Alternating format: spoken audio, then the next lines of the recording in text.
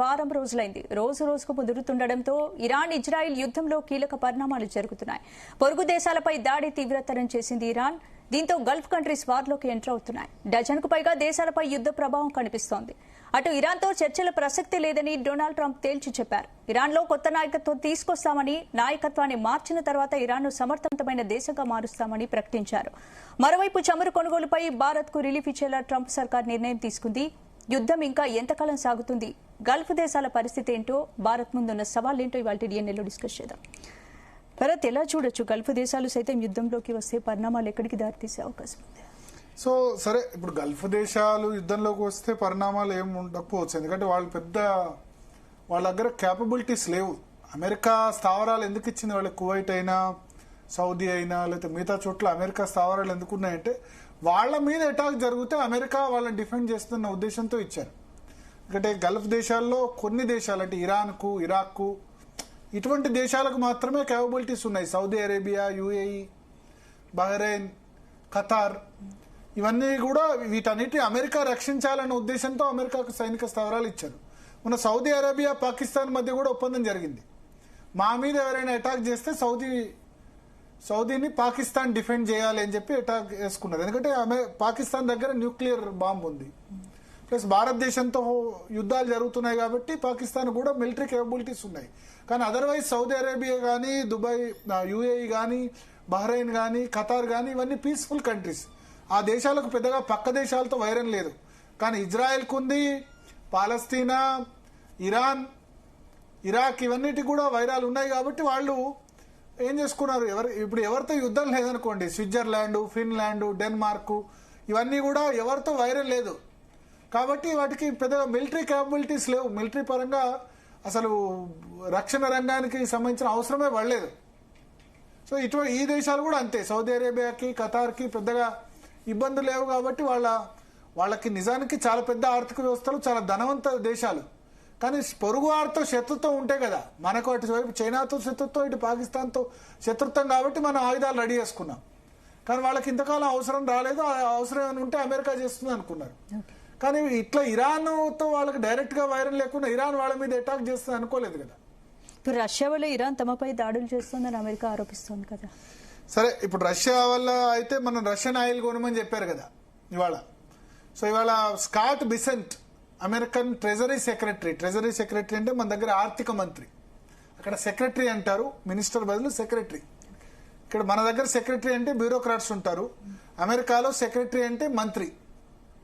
So మన దగ్గర నిర్మలా సీతారామన్ ఎట్లనో అక్కడ స్కాట్ బిసెంట్ ఇవాళ ఆయన చెప్పారు. ఏం చెప్పారు? భారతదేశం రష్యా నుంచి 30 రోజుల పాటు చమురు కొనుగోలు చేయొచ్చు, ఎందుకంటే ఇరాన్తో యుద్ధం అవుతుంది, సప్లైస్.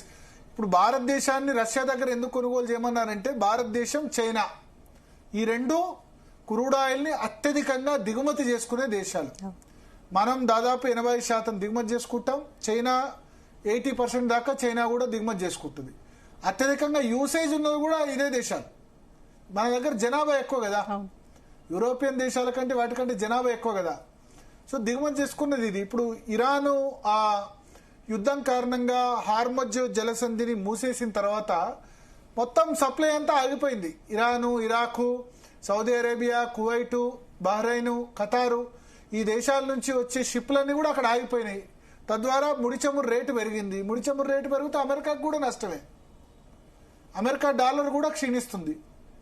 ప్లస్ ఒక 10-15 రోజులు అయిన తర్వాత కొత్తగా ముడి చమురు రాకపోతే, ఉన్న గ్యాస్, ఉన్న ముడి చమురు నిల్వలు ఆగిపోతే అప్పుడు అమెరికాని అందరు తిరుగుతారు, నీ యుద్ధం ఏందో కానీ మాకు మొత్తం పెట్రోల్, డీజిల్, క్రూడ్ ఆయిల్ లేకుండా అయిపోయింది. ఆల్రెడీ యూరోపియన్ దేశాలు ఎల్ఎన్జీ వాడతాయి. ఎల్ఎన్జీ అంటే liquefied natural gas. Qatar LNG మొత్తం ఆపేసింది. సో ఎల్ఎన్జీ ఆగిపోవడం వల్ల యూరోపియన్ కంట్రీస్కి ఇబ్బంది అవుతుంది ఆల్రెడీ. మన దగ్గర ఎల్ఎన్జీ యూసేజ్ తక్కువనే, ఇంకా లిక్విఫైడ్ నేచురల్ గ్యాస్. సో ఇప్పుడు తిరుమల తిరుపతిలో ఏదో చెప్తున్నారు, ఎల్పిజి కమర్షియల్ సిలిండర్స్ ఇవ్వమని చెప్పి. సో ఎల్పిజి ఇవన్నీ కూడా ఇబ్బంది ఎదురవుతుంది క్రూడ్ ఆయిల్ కనుక ఆగిపోతే. సో అందుకని అమెరికా వాళ్ళు ఏం చెప్పారు, మీరు రష్యా దగ్గర తీసుకోండి ఒక 4 రోజుల పాటు అని చెప్పారు. మనం చమురు కోసం గల్ఫ్ దేశాలపై ఆధారపడడం తగ్గించి పూర్తిగా శాశ్వతంగా రష్యాపై ఆధారపడడం ఏమైనా కలిసి వస్తుందా విదేశీ? అంటే రష్యా మీద శాశ్వతంగా మనకు ఎక్కడ తక్కువ క్రూడ్ ఆయిల్ దొరికితే అక్కడ ఉంటాం. సింపుల్. ఇరాన్ ముందు ఈ 2013లో సేమ్ యూపీఏ ప్రభుత్వం ఉన్నప్పుడు అమెరికా ఇరాన్ దగ్గర కొనుగోలు చేయొద్దని చెప్పింది అప్పుడు కూడా. ఇప్పుడు రష్యా కంటే వాళ్ళకు ప్రైమరీ శత్రువు ఇరాన్ కాబట్టి ఇరాన్ దగ్గర కాదు, మీరు రష్యా దగ్గర కొనుగోలు చేసుకోండి అని చెప్తున్నారు. సో దాని మీద విమర్శలు కూడా వ్యక్తమవుతున్నాయి. అసలు అమెరికా ఎవరు, మనం ఎవరి దగ్గర కొనాలి ఎవరి దగ్గర కొనొద్దని డిక్టేట్ చేయడానికి కాదు. ఎవరు అంగీకరించుకున్న అమెరికా సూపర్ పవర్. వాళ్ళు టారిఫ్ వేస్తున్నాడు ట్రంప్, రష్యా దగ్గర తగ్గించండి వేరే దగ్గర కొనుగోలు చేయండి అని చెప్పి ప్రపంచ పోలీస్ లాగా పెత్తనం చేస్తున్నాడు. సరే మనం పూర్తిగా తగ్గించలేదు కానీ రష్యా నుంచి అయితే కొంత కొనుగోలు చేస్తున్నాం. అయితే ఇక్కడ అసలు అమెరికా ఎవరు చెప్పేందుకు మనకు రష్యా దగ్గర మీరు కొనుగోలు చేసుకోవచ్చని, కానీ ఆ మార్గం తప్ప వేరే మార్గం లేదు. అంటే అమెరికాకు కూడా వేరే మార్గం లేదు. వాళ్ళు ఏమంటారు, రష్యా దగ్గర మనం ముడి చమురు కొనుగోలు చేస్తే రష్యా దాన్ని ఉక్రెయిన్ యుద్ధంలో ఖర్చు పెడుతోంది, ఉక్రెయిన్ మా పార్ట్నరు, మాకు వ్యతిరేకంగా చేస్తోందని చెప్తున్నారు. సో ఇప్పుడు రష్యా దగ్గర ఇచ్చిన తర్వాత రష్యా చైనా రెండు కూడా ఇరాన్కు చాలా దగ్గర మిత్రులు, కానీ ఓపెన్ గా వాళ్ళు ఖండించారు తప్ప అవుట్ రైట్ గా వాళ్ళు వ్యతిరేకంగా అమెరికాకు వ్యతిరేకంగా పోరాటం చేయలేని స్థితిలో ఉన్నారు రష్యా కానీ చైనా కానీ. సో అందుకని ఇక్కడ మనం రష్యన్ ఆయిల్ కొనుగోలు చేయడం ద్వారా ప్రపంచంలో క్రూడ్ ఆయిల్ ధరలు పెరగకుండా ఒక ప్రయత్నం అయితే చేశారు. కానీ 20% ఆఫ్ క్రూడ్ ఆయిల్ ఆ హార్ముజ్ జలసంధి గుండానే పోతుంది. ఇరాన్ ఒక మాట అన్నట్టు వార్తలు వచ్చాయి ఏంటంటే, మేము అమెరికా, యూరోపియన్ కంట్రీస్, ఈ ఇజ్రాయెల్ ఇవి కాకుండా మిగతా దేశాలకైతే ఓకే, భారతదేశానికి సంబంధించిన షిప్పులు అక్కడి నుంచి వెళ్ళినా మాకు అభ్యంతరం లేదని ఇరాన్ అన్నట్టు వార్తలు వచ్చాయి. కానీ అది ఇప్పుడు ఇన్సూరెన్స్ ఉండదు అక్కడ, ఆ నౌకలు అక్కడి నుంచి ట్రావెల్ చేయాలంటే ఇన్సూరెన్స్ లేకుండా వాళ్ళు రారు. ఏమైనా జరుగుతారు, రేపు ప్రాణ నష్టం జరగచ్చు, ఆస్తి నష్టం జరగచ్చు. ఇరాన్ అట్లే చెప్తుంది, చెప్పి ఒక మిసైల్ వేస్తే అసలే ఆయిల్, క్రూడ్ ఆయిల్ తీసుకొచ్చేది నిమిషాల్లో ధ్వంసం అయిపోద్ది కదా. సో అందుకని ఇప్పుడు చాలా క్రూడ్ ఆయిల్ ఓన్లీ ఇప్పుడు రష్యా నుంచి మనం కొనుగోలు చేయమని చెప్పినంత మాత్రాన పూర్తిగా స్టెబిలైజ్ అవుద్దని చెప్పలేం, కానీ కొంతవరకు పర్లేదు అని అనిపించుకోవచ్చు. మాట్లాడదాం. మనతో పాటు పాపారావు గారు ఉన్నారు, అదేవిధంగా అలేఖ్య గారు కూడా జాయిన్ అవుతున్నారు. పాపారావు గారు, సో రష్యాతో స్కాట్ బిసెంట్ మీరు కొనుగోలు చేసుకోవచ్చు అని చెప్పారు. దీనివల్ల ఏమన్నా స్టెబిలైజ్ అవుతుందా మొత్తం ప్రపంచ మార్కెట్ లో క్రూడ్ ఆయిల్? ఎకనామిక్ గా అంటే మనకి ఆయిల్ ధరలు పెరుగుతున్నాయి ఎటుకుడి, అది ఒక ఇబ్బంది. తర్వాత స్కేర్సిటీ, కొరతలు అనేది ఒక ఇబ్బంది ఉంది. కొరతల పరంగా మనం భర్తీ చేసుకోవడానికి అవకాశం ఉంది రష్యా నుంచి కొనుక్కోవడానికి. కానీ ఇందాక మీరు లేవనెత్తిన ప్రశ్న అనేది ప్రధానమైంది. అక్కడ అమెరికా ఎవరు మనకి చెప్పడానికి, ఎవరు అక్కడ ఇక్కడ కొనొద్దు అని ఇట్లాంటివి చెప్పడానికి మనకు అమెరికా ఎవరు అనేది మేజర్ ఇష్యూ. అయితే ఇక్కడ మీరు లేవనెత్తిన అంశంలో రష్యా, చైనా కూడా ఇరాన్ యుద్ధంలో జోక్యం చేసుకోవట్లేదు, ఎందుకంటే అమెరికా సూపర్ పవర్ అనే సౌండ్ ఉంది. అది కాదు. ఇందాక ఇప్పుడు నా ఎదురుగా వియాన్ టీవీ పెట్టి ఉంది, దానిలో వస్తున్న వార్త ప్రకారం అదే రష్యన్ ఇంటెలిజెన్స్ సహాయంతోనే ఇరాన్ యుద్ధం చేస్తుంది అనేది ఏదో వార్త.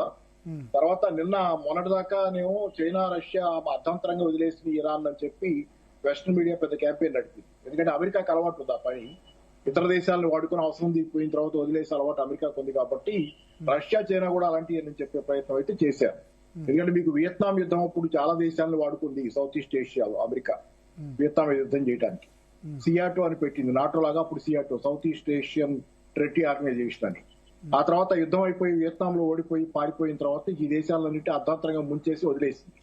ఇప్పుడు నాటోను కూడా అలాగే వదిలేస్తాం, చూస్తున్నారు. యూరోపియన్ యూనియన్ దేశాలను వదిలేస్తాం. ఇది అమెరికాకి అలవాటు. అదే అలవాటు ప్రకారం చైనా, రష్యా కూడా అలాగే చేస్తాయని ప్రచారం చేశారు మొన్నటిదాకా. నిన్న మాట మార్చి చౌదెబ్బలు తింటున్నారు ఇరాన్ చేతిలో, చిన్న దేశం చేతిలో. అందుకని దీని అంతటికీ కారణం వెనకాల చైనా ఏదో చేస్తుంది, ఆయుధాలు ఇస్తుందని చెప్పి నిన్న కొత్త పాట ఎత్తుకున్నారు. ఇవాళ మళ్ళీ ఇంకో కొత్త పాట ఏంటంటే రష్యా ఇంటెలిజెన్స్ మొత్తం దానికి బాగా సాయం చేస్తుంది. శాటిలైట్లలో రియల్ టైం మా స్థావరాల గురించి ఇన్ఫర్మేషన్ ఇస్తుంది. అందుకే ఇరాన్ మమ్మల్ని దెబ్బ కొట్టగలుగుతుంది. ఇందాకే వియాన్ టీవీలో కింద కనపడుతుంది ఎక్కడో చోట చూడండి. ఇది పరిస్థితి. ఏంటంటే రష్యా, చైనా ఏమో దే ఆర్ నాట్, అదేమో వాళ్ళు సాయం చేయట్లేదు అంటే, వాళ్ళు చేస్తున్నారు. They have not left Iran, ఒక స్నేహ దేశాన్ని మధ్యలో వదిలేయలేదు అనేది. రెండోది ఏంటంటే మన విదేశాంగ విధానాన్ని డిసైడ్ చేయడానికి, మనం ఎక్కడి నుంచి కొనాలో ఎక్కడి నుంచి కొనకూడదో చెప్పడానికి అమెరికా ఎవరంటే నాకు గుర్తొచ్చేది ఏంటంటే ఇట్లాంటి సందర్భాల్లో నెహ్రూ గవర్నమెంట్ లో అప్పట్లో ఉన్న మన డిఫెన్స్ మినిస్టర్ కూడా లేకపోతే ఫారిన్ మినిస్టర్ కూడా విదేశాలతో కూడా ఆయన మెయిన్ గా సంబంధాలు. బెంగాలీ కృష్ణమేనన్, ఆ రోజుల్లో కృష్ణమేనన్ పాపులర్ ఇంటలెక్చువల్, చాలా పెద్ద మేధావి కింద పరిగణించబడేవాడు. బెంగాలీ కృష్ణమేనన్ నెహ్రూకి బాగా సన్నిహితుడు. ఢిల్లీలో కృష్ణమేనన్ మార్గ్ కూడా ఉంది. అవును, ఒక రోడ్ కూడా ఆయన పేరు పెట్టారు. అవును, ఆ కృష్ణమేనన్ ఒక మాట అన్నాడు. భారతదేశం మన విదేశాంగ విధానం గురించి కృష్ణమేనన్ అప్పట్లోనే 60లోనే ఒక మాట అన్నాడు. India's foreign policy is really foreign because it is made in foreign అన్నాడు. ఇది కదా అంటే మన విదేశాంగ విధానం మన చేతిలో ఉండదు, అది ఎవరు ఎదుటివాడు డిసైడ్ చేస్తారో మనం ఏం చేయాలనేది. అప్పటి నుంచి ఉన్న కథే ఇది. కనీసం ఇందిరాగాంధీ టైంలో ఎదిరించేదాకైనా సత్తా చూపించాం, ఎందుకంటే ఆ రోజు సోవియట్ యూనియన్ ఉంది, ఆ ఇందిరాగాంధీకి ధైర్యం కూడా ఉంది. కానీ ఇది కూడా లేదనేది ఇప్పుడు. అందుకని ఏంటంటే మనం వెన్నెముక లేకుండా ప్రవర్తిస్తున్నాం అనేది, మనం కొంత తలవంచమంటే సాగిల పడుతున్నాం అనే పరిస్థితిలాగా చేస్తుంది విదేశాంగ విధానం. పూర్తిగా ఫెయిల్యూర్, మన ఫారిన్ పాలసీ పూర్తిగా ఫెయిల్యూరు. గత 10 ఏళ్లుగా అమెరికాకి అత్యంత దగ్గరగా తీసుకెళ్లిన తర్వాత ఈ రోజు అమెరికా మనల్ని ఇష్టానుసారం మాట్లాడుతుంది, ఇష్టానుసారం మనల్ని. ట్రంప్ అందరితో ఇట్లా చేస్తున్నాడు కదా, ఒక్క మనమే కాదు. మరి మోడీ వాళ్ళ అలైస్ అందరితో అలైస్. ఇప్పుడు ఉక్రెయిన్ నాటో భాగస్వామి, ఉక్రెయిన్ ఆయన జెలెన్స్కీ వస్తే ఏం చేశాడు? అది పోట్లాడుకున్నారు. జెలెన్స్కీ డైరెక్ట్ గానే జెలెన్స్కీకి జలకిచ్చాడు, డెన్మార్క్ కి జలకిచ్చాడు. అందరితో అట్లా చేస్తాడు కదా ట్రంప్, ఒక మనమే కాదు. వైట్ హౌస్ లో జెలెన్స్కీ కూడా ఎదురు తిరిగి మాట్లాడాడు, మీరు చూసారో లేదో. మాట్లాడాడు. బట్ ఇప్పుడు జెలెన్స్కీ గానీ ఉక్రెయిన్ ఇంత దేశం 90 కిలోమీటర్ల దూరంలో, 90 మైళ్ళ దూరంలో ఉంది అమెరికాకి. క్యూబాని చూసి దడుచుకుంటుంది అమెరికా. భారతదేశానికి ఆ మాత్రం ఇదే లేకుండా మనం ఎట్లా ఇప్పుడు 70-80 ఏళ్ళు అవుతుంది స్వాతంత్ర్యం వచ్చి. ఈ రోజు దాకా మనం సార్వభౌమాధికారాన్ని మన కనీసం మినిమం కొంచెం ఇబ్బందికరం ఇవన్నీ మనం మాట్లాడితే కానీ ఇంక మనం నేనేం చెప్పలేము. అది చెప్పండి మీ ఒపీనియన్ చెప్పండి. కాదు, నేను మీరు కాదన్నారని కాదు. I know you are very democratic అని తెలుసు. నా బాధగా ఉంది, ఇంకేం మాట్లాడే ఉపయోగం ఉందనే దాని మీద నేను మాట్లాడలేదు. మీరు ఆపారని నేను అనుకుంటా. యువర్ క్వశ్చనింగ్ మీ, దాని గురించి ఏం మాట్లాడే ఉపయోగం, ఎంత మాట్లాడుకునే ఉపయోగం, ఏదైనా చెయ్యాలి దాన్ని. అంటే మీ ఉద్దేశంలో ఆల్మోస్ట్ తాకట్టు పెట్టారు విదేశాంగ విధానాన్ని అమెరికాకు. అప్పుడు నాకు ఇప్పుడు మీరు అంటే తాకట్టు అంటే గుర్తొస్తుంది తరిమల నాగిరెడ్డి తాకట్లో భారతదేశం రాశాడు కదా, అలాగే ఉంది మరి కదంతా. $500 బిలియన్ అమెరికా నుంచి కొంటామని మనం వాగ్దానం చేసి రావటం అంటే అమెరికా దగ్గర ఏముంది కొనడానికని? అమెరికా దగ్గర కోవిడ్ వస్తే మాస్కులు కూడా లేవు కదా, సొంత మాస్కులు. చైనా నుంచి మాస్కులు వచ్చిందాక వాళ్ళు దిక్కులు చూస్తున్నారు, సొంతగా మాస్కులు తయారు చేసుకోవడం చేతకాక. అట్లాంటి అమెరికా మనల్ని సంవత్సరానికి $100 బిలియన్ మేరకు మా దగ్గర నుంచి కొనంటే కొంటామని తలుపుతాయి. ఏం కొంటాం, ఏం అమ్ముతాడు? అమెరికా దగ్గర ఏముందని, ఏం అమ్ముతాడు, ఏం ఉత్పత్తి ఉందని? ఆయుధాలు ఉన్నాయి, తప్పితే ఏమి లేదు. ఆయిల్ ఉంది కాస్త, ఇది తప్పితే ఏమి లేదు. ఆయుధాలు, shell oil, dry fruits, dairy products. ఏనండి అదే అగ్రికల్చరల్ ప్రొడక్ట్స్ ఉన్నాయి మనకి. అగ్రికల్చర్ లో మనం స్వావలంబన ఉంది మనకి. మళ్ళీ అగ్రికల్చరల్ ప్రొడక్ట్స్ అంటే వాళ్ళ అగ్రికల్చర్ కి మన దేశాన్ని ఓపెన్ చేస్తే ఇక్కడ రైతులు గోవిందా. ఆయుధాలు కొనాలి, కుప్ప తెప్పలుగా కొని ఏం చేసుకుంటాం? వాళ్ళు మన ఏదో F-25 విమానాలు అమ్ముతా ఉన్నాడు ఆ మధ్య ఒప్పందం. ఒక డ్రోన్ తో పగిలిపోయే పరిస్థితి. ఒక డ్రోన్ ఇవాళ చూస్తున్నారు కదా, ఈక్వేషన్ నుంచి చాలా రోజుల నుంచి మాట్లాడుతున్నా. డ్రోన్ ఖరీదు సుమారు ఎన్నో డాలర్లు వేస్తున్నారు, $20,000. అది F-35 ఏదో విమానం కొంటా ఉన్నాం మనం, అది $1 బిలియన్ ఉంటది. ఒక డ్రోన్ తో ఆ విమానం పోయా. ఈ రోజు అది కాదు, యుద్ధం మారిపోయింది. వాడు పాత సామాన్ అమ్మినట్టు మనకి ఆ విమానాలు అమ్ముతారంటున్నాడు. అవసరం లేదు, పనికిరాని కొంటామంటున్నాం మనం. అవసరం ఇదంతా.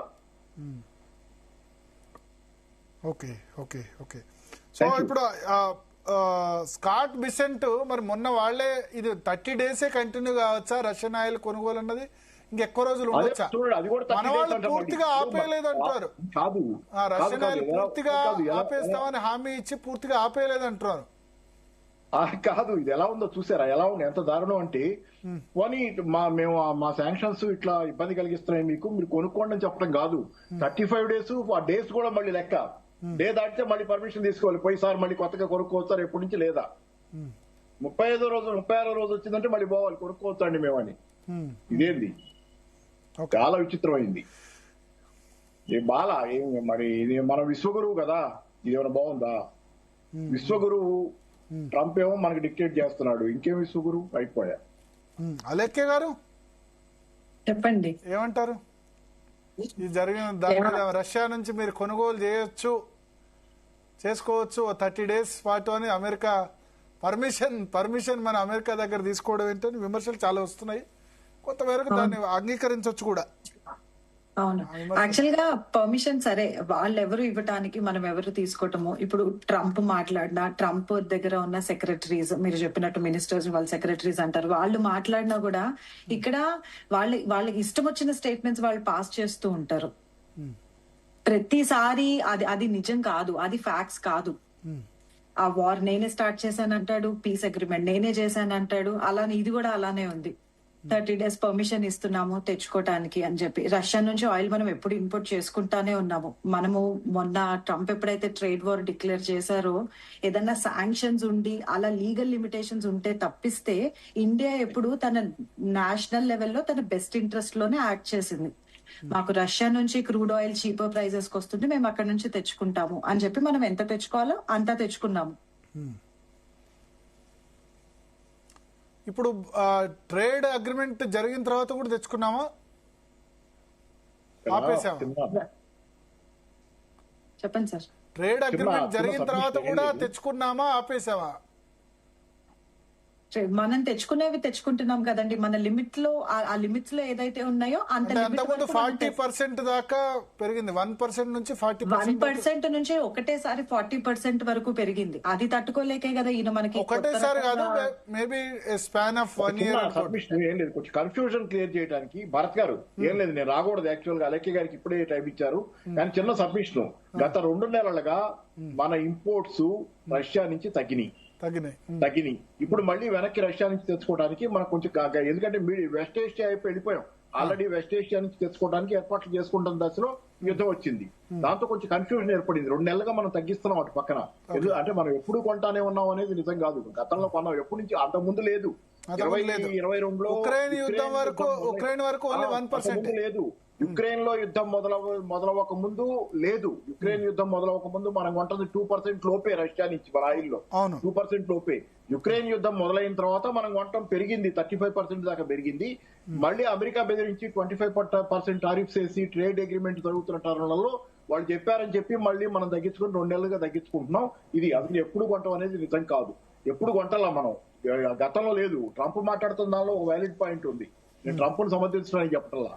వీళ్ళు ఇది యుద్ధం మొదలైన తర్వాత కొంట మొదలు పెట్టారు. చైనా వాళ్ళు ఎప్పటి నుంచో కొనుక్కుంటున్నారు రష్యా నుంచి. ఇప్పుడు వీళ్ళు యుద్ధం మొదలైన తర్వాత పోయారు అక్కడికి కొంటున్నారు. మరి అదే ఏదో ఉంటాయి కదా, ఏదో ఇల్లు కాలుతుంటే పేలాలు ఏరుకున్నాను అన్నట్టు, అట్లాంటిది ఇది కదా అని చెప్పి మాట్లాడేది ట్రంప్ మాట్లాడేది. అంటే ట్రంప్ చెప్పి నేను నిజాలంటలా, అది మాత్రం నిజమే. అప్పుడు అంతకుముందు మనం కొంటలా, తర్వాత యుద్ధం మొదలైనాక చౌకగా దొరికిందో పోయాము. చౌకగా దొరికిన దాని బెనిఫిట్ ఎవరికి వచ్చింది? రిలయన్స్ అంబానీకి వచ్చింది. ఎందుకు వచ్చింది? వాళ్ళ రిఫైనరీలో శుభ్రంగా ప్రాసెస్ చేసుకుని యూరోప్ దేశాలకు అమ్ముకుంటున్నాడు, లాభాలు వస్తాయి. మన దేశంలో ఆయిల్ ధర మాత్రం తగ్గల. జనాలకు ఆయిల్ ధర ఏం తగ్గల, మనం అంతా కడతానేమో అదే ధర కడుతున్నాం.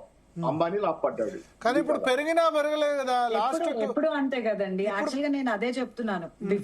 బిఫోర్ ఉక్రెయిన్ వార్ మనం అలానే వెస్ట్ ఏషియా మీద డిపెండ్ అయి ఉన్నాము. ఇండియాకి అక్కడ ఒక ఆ వార్ సినారియోలో ఒక చిన్న ఆపర్చునిటీ కనిపించింది. రష్యా క్రూడ్ ఆయిల్ తక్కువకి ఇచ్చింది కాబట్టి మనం అక్కడికి వెళ్ళాము, అక్కడి నుంచి తెచ్చుకుంటున్నాము. దాన్ని ఎలా లిమిట్ చేయాలో ట్రంప్ కి అర్థం కాక ఈ ట్రేడ్ డీల్ 25% టారిఫ్ లో ఇష్టం వచ్చినట్టు పెంచేశారు. సో యాజ్ ఎ కాన్సిక్వెన్స్ మళ్ళీ వెస్ట్ ఏషియా వైపు కానీ అమెరికా చెప్పితే అమెరికాను మనం కౌంటర్ చేయలేని స్థితిలో ఉన్నామా లెక్క గారు? మీరేంది మాకు చెప్పేది అని అనలేమా? అంటే అటు కంప్లీట్ గా ఇప్పుడు ఈ మనం ఉన్నదే ఒక ఎరా ఆఫ్ గ్లోబలైజేషన్. మాకు చెప్పేందుకు 30 రోజుల వరకు అని చెప్పేందుకు అని అనలేమా? అమెరికా అంత పెద్ద దేశం కాదు, క్యూబా అంత చిన్న దేశం కాదు, నీతో నాకు ఏ అవసరం లేదు అని స్ట్రైట్ అవే ఎవరిని రిజెక్ట్ చేసి బతికే పరిస్థితి ఈ రోజు లేదు. అందరితోనూ ఏదో ఒక స్మార్ట్ డిప్లొమసీ చేసుకుంటే ఎక్కడో ఒకటి ఎవరో ఒకరితో అవసరం ఉంటానే ఉంటుంది. చిన్న మధ్యలో ఈ నెగోషియేషన్స్ మధ్యలో ఒక చిన్న డిస్ప్యూట్స్ అండ్ క్లాషెస్ వస్తూనే ఉంటాయి. సో అబ్సల్యూట్లీ అమెరికా ఎంత తప్పు చేసినా, ఇండియాకి ఎంత సపోర్ట్ చేసినా మొత్తము మీరే అని అనటం కూడా తప్పే. మీతో మాకు అసలు సంబంధం లేదు, మిమ్మల్ని మీరు చెప్పిన ఏది మేము వినము అని చెప్పడం కూడా తప్పే. ఓకే, సో ఇప్పుడు అదే డిప్లొమసీ పాటిస్తున్నారా? అంతే కదండి. ట్రంప్ ఏముందండి, ఈ రోజు ఒకటి చెప్తాడు, రేపు పొద్దున ఒక మాట మార్చేస్తాడు. ట్రేడ్ డీల్ ఎగ్జాంపులే తీసుకుందాము, మా ఇండియా వెంటనే రెస్పాండ్ అయిందా? 50% టారిఫ్ అన్న, 80% టారిఫ్ అన్న, కొన్ని వాటి మీద 80% టారిఫ్ వేశారు. అయినా కూడా ఇండియా ఏమి టోటల్ గా బయటకు వచ్చి నెగటివ్ కమెంట్స్ పాస్ చేసి ట్రంప్ ని ఎక్కడ క్రిటిసైజ్ చేయలేదు కదా. ఆల్టర్నేటివ్స్ ఏమున్నాయి అన్నది సైలెంట్ గా వెతుక్కోవటం మొదలు పెట్టారు. ఎప్పుడైతే మనం చైనా దగ్గరికి వెళ్ళామో, జర్మనీ దగ్గరికి వెళ్ళామో, ఆయన మెల్లగా దిగొచ్చారు. చేయగలిగిన దాంట్లో చిన్న చిన్న చేంజెస్ చేశారు. సో ప్రతిదానికి ఇమ్మీడియట్ గా రియాక్ట్ అవ్వాల్సిన అవసరం లేదు కదా అంటున్నాను. ఓకే ఓకే పాపారావు గారు, ఇప్పుడు మీకేమనిపిస్తుంది, యుద్ధం ఎన్ని రోజులు కంటిన్యూ అవుతుంది? ఇప్పుడు ట్రంప్ ఒక మాట ఇప్పుడు అలా ఆగదు. సేమ్ రష్యా ఉక్రెయినా అంత ప్రొలాంగ్డ్ ఉంది, కానీ ఇది ఇక పాయింట్ దాటిపోయింది. అంత ప్రొలాంగ్డ్ సాధ్యం కాదు, ఎందుకంటే ఇక్కడ ఈక్వేషన్ కొంచెం మాక్సిమం నెల 2 నెలలు మించదా? అది తెలియదు, కానీ నెల పైన ఉంటది. 4 వారాలు వార్ సినారియోస్ ఎప్పుడు ప్రెడిక్ట్ చేయలేం కదండి, ఎందుకంటే అట్లానే కాదు. ఇప్పుడు రష్యా ఉక్రెయిన్ అంటే నైబర్స్. ఓకే, రష్యా ఉక్రెయిన్ వల్ల పెద్దగా రష్యా పెద్ద పవరు. ఇప్పుడు రష్యా చాలా పెద్ద పవరు, డౌట్ లేదు. యుక్రెయిన్ వెనక యూరోప్ దేశాలన్నీ ఉన్నాయి. అమెరికా కాస్త ఆన్ అండ్ ఆఫ్ గా వస్తా పోతా ఉంది. ఇంత అంటే ఒక రష్యాని వీకెండ్ చేయడానికి వచ్చిన వారు కదా అది. ఇక్కడేమో ఇరాన్ వీకెండ్ చేయాలంటే అది అంటే చేస్తుంది, ఇరాన్ యుద్ధం చేస్తుంది. ఇరాన్ వీకెండ్ అయింది కదా ఆల్రెడీ. ఇరాన్ వీకెండ్ అయింది కదా. ఇరాన్ ఎకానమీ ఆల్మోస్ట్ కొలాప్స్ అయింది కదా. కాదు, చాలా జరుగుతున్నాయి. మీకు ఇరాన్ దగ్గర ఎన్ని డ్రోన్లు ఉన్నాయి అనేది ఇంకా అసలు ఇన్ఫర్మేషన్ లేదు. ఇంకా డ్రోన్లు ఎన్ని ఉన్నాయి. క్లస్టర్ బాంబ్స్ వాడుతుంది, వాళ్ళు చాలా dangerous bombs. Iran cluster bombs వాడుతుంది, చూసారా? ఇరాన్ యాక్చువల్లీ అంటే ఇందాక మీరు చెప్పినట్టు రష్యాది ఇంటెలిజెన్స్ సపోర్ట్ ఉంది అని ఎలా అన్నారో, అలానే ఇంకొక conspiracy theory or maybe reality కూడా ఏమో చైనాది కూడా ఉంది. అసలు ఇరాన్ కి అన్ని మిసైల్స్ ఎలా ఇస్తున్నారు వాళ్ళకి? ఇప్పుడు ఒక మిసైల్ ఉంది, ప్రొజెక్టైల్ మోషన్ లో వెళ్ళాలి, అది ఎలా వెళ్తుంది? ఆ ట్రాకింగ్ సిస్టమ్ అంతా ఇరాన్ దగ్గర ఎక్కడుంది? సో మేబీ చైనా సప్లై చేస్తుందేమో. టెస్టింగ్ వాళ్ళు డెవలప్ చేస్తున్న మిసైల్స్ అన్ని ఇరాన్ కి ఇచ్చి చైనా టెస్ట్ చేసుకుంటోంది. ఆ రోజు ఇండియా పాకిస్తాన్ మధ్యలో జరిగినప్పుడు కూడా ఎలా అయితే పాకిస్తాన్ కి చైనా సైలెంట్ గా టెక్నాలజీ అవనివ్వండి, రియల్ టైం ట్రాకింగ్ అవనివ్వండి, అమెరికా ఊరుకుంటుందా అట్లా చైనా చేస్తే? అది వాళ్ళ ఇష్టం కదండి. చైనా ఏం చేస్తాయి? అమెరికా ఊరుకుంటుందా అంటారా చైనా ఆ విధంగా చేస్తే? ఏం చేస్తారండి, ఇంకొక 2 శాంక్షన్స్ విధిస్తానంటాడేమో. చైనా బెదురుతుందా? పాపారావు గారు, మీ ఉద్దేశంలో చైనా సపోర్ట్ కూడా ఉందా? ఆయుధాలు సప్లై చేస్తుందా చైనా ఇరాన్ కి? ఖచ్చితంగా. మీకు భరత్ గారు, పాపం అలేఖి గారిని ఒక్క నిమిషం ఆడుతున్నాను. భరత్ గారు, మీకు యుద్ధం మొదలైన దాకా కూడా ప్రతి రోజు అనుకుంటా ship loads of Chinese arms వెళ్ళినాయి ఇరాన్ కి. ఇది ఓపెన్ ఫ్యాక్టరీ, చాలా వరకు తెలుసు. పైగా ఇప్పుడు ఏంటి, అంతగా అమెరికా గనక చైనాని ఏమైనా చేయగలిగి, చైనాని బెదిరించగలిగితే అసలు ఇరాన్ మీదకి ఎదికి వెళ్ళేది, యుద్ధానికి చైనా మీదకి వెళ్ళేది. ఆ చేయలేకే కదా చుట్టూ ఉన్న వాళ్ళందరినీ గెలుతుంది. ఆ ఇలా వెనుజులా బాగుందని చైనాతో, దాన్ని కాసేపు ఇరాన్ బాగుందని దాన్ని, అన్ని దేశాల మీద పడుతుంది. ఎందుకంటే అన్ని చైనాతో బాగున్నాయి. చైనాని ఏం చేయగలిగే స్థితి వాళ్ళకి లేదు. ఇప్పుడు యుద్ధంలో కూడా బయటపడుతుంది కదా ఇరాన్ ఇంత ఫైట్. డైరెక్ట్ గా తెలుసు ఆయుధాలు వీళ్ళే సప్లై చేస్తున్నారని తెలిసినా తెలుసు, ఏం చేయగలరు? చైనా ఏం చేయలేరు, ఇరాన్ ఏం చేయ. ఆయుధాలు ఉన్నాయి కాబట్టి ఇరాన్ ఏం చేయలేక ఇరాన్తో అట్లా. ఓకే, యాక్చువల్ గా ఇరాన్ వాళ్ళది ఇంకొక థియరీ కూడా ఉందండి. కొమినీ గారు చనిపోయే ముందు ఆయన ఒక స్టేట్మెంట్ పాస్ చేశారు. మీరు even though if you know you're falling, you may not be able to kill the enemy, కానీ స్ట్రైక్ దెమ్ వెరీ హార్డ్ అని చెప్పి. ఇప్పుడు మేబీ ఇరాన్ చేస్తున్నది కూడా అదేమో. ఎకనామికల్ గా వాళ్ళు చాలా వీక్ అయిపోయారు ఆల్రెడీ. ఇప్పుడు ఒక రష్యానో చైనానో ఈ సిస్టమ్, మిసైల్ సిస్టమ్ సప్లై చేస్తే గానీ వాళ్ళకి సొంతంగా ఏమీ లేదు, న్యూక్లియర్ కేపబిలిటీస్ ఏమీ లేవు వాళ్ళకి. అయినా కూడా వాళ్ళు ఏ ధైర్యంతో వార్కి వెళ్తున్నారు ముందుకి? అయితే ఒక ఇంట్రెస్టింగ్ వార్త ఇప్పుడే అంతుంది భారత ప్రభుత్వ వర్గాల నుంచి. చాలా ఇంట్రెస్టింగ్ వార్త. మొన్న శ్రీలంక తీరంలో ఒక షిప్ ని ముంచేశారు. మనకు ఐడియా ఉంటుంది కదా, అమెరికా వాళ్ళు వచ్చి షిప్ ని ముంచేశారు. ఇరాన్ సంబంధించిన ఒక షిప్ ని, దానిలో చనిపోయారు కూడా కదా. సేమ్ అటువంటిదే, అది ఐరిస్ దేనా, ఇది ఐరిస్ 11. ఇవన్నీ కూడా విశాఖపట్నంలో నావల్ ఎక్సైజ్ గురించి వచ్చినవి, భారతదేశం పిలిస్తే వచ్చినవి. సో ఇరాన్ 28 ఫిబ్రవరి రోజు మనకు ఒక రిక్వెస్ట్ చేసిందట, ఈ కోచి షిప్ యార్డ్లో దీన్ని డాకింగ్ చేస్తాము మేము, ఐరిస్ 11 అదే మునిగిపోయిందేమో ఐరిస్ డేనా అని చెప్పి రిక్వెస్ట్ చేసిందట 28 ఫిబ్రవరి రోజు. సో దానికి భారత ప్రభుత్వం అంగీకరించింది 4th మార్చ్ రోజు, అంటే 2 days బ్యాక్. ఏదైతే 2 days బ్యాకే అమెరికా ఆ శ్రీలంక తీరంలో ఆ నౌకను ముంచేసింది. 4th మార్చ్ రోజు 1వ మార్చ్ తేదీ భారత ప్రభుత్వం పర్మిషన్ ఇచ్చింది. 28th ఫిబ్రవరి అడిగింది, నెక్స్ట్ డే పర్మిషన్ ఇచ్చింది. 4th మార్చ్ రోజు కోచి తీరంలో దాన్ని డాక్ చేశారట. దీనిలో ఉన్న 183 మంది క్రూ కూడా ప్రస్తుతం కోచిలోని నావల్ ఫెసిలిటీస్లో ఇరాన్కు చెందిన ఈ నౌక సిబ్బంది అందరూ కూడా ఉన్నారట. Sensation news. అంటే ఇరాన్ నౌకకి మనం ఏమంటారు ఆశ్రయం కల్పించాం. సో దీన్ని అమెరికా ఏ విధంగా తీసుకుంటుంది అన్నది చూడాలి.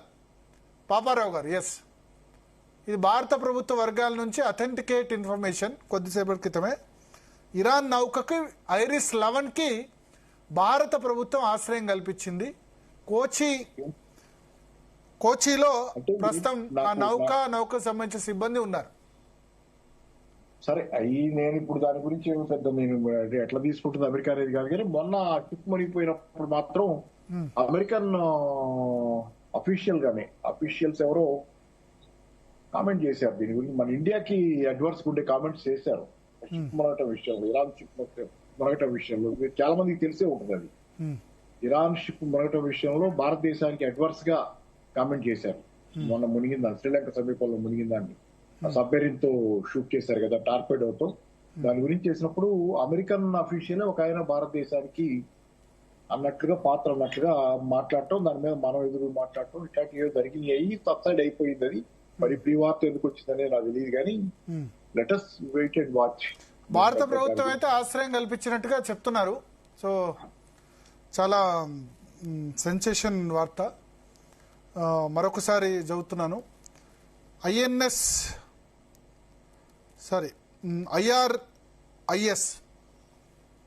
ఇరాన్కు సంబంధించిన నౌక IRIS ఐరిస్ డేనా అను 2 days బ్యాక్ అమెరికా శ్రీలంక సమీపంలో ఇంటర్నేషనల్ వాటర్స్లో ఆ షిప్ని ముంచేసింది.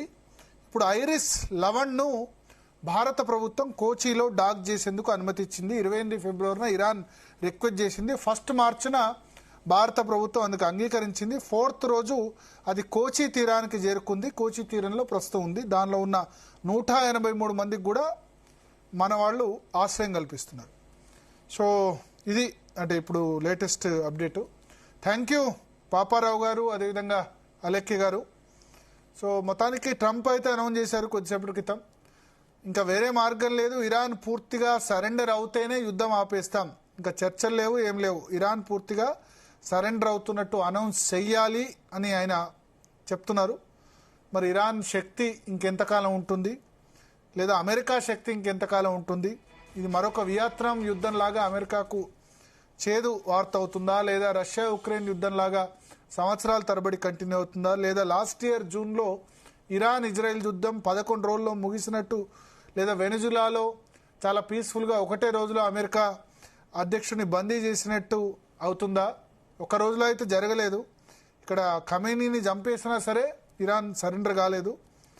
ఏదేమైనా యుద్ధం ఎక్కువ కాలం కొనసాగడం ప్రపంచానికి మంచిది కాదు, భారతదేశానికి మరింత మంచిదైతే ఏమాత్రం కాదు. సాధ్యమైన త్వరగా ఈ యుద్ధం ముగియాలి. అదే ప్రపంచానికి భారతదేశానికి ఇద్దరికి కూడా కావాల్సింది. ఇది ఇవాల్టి DNA. Stay tune to Zee Telugu news.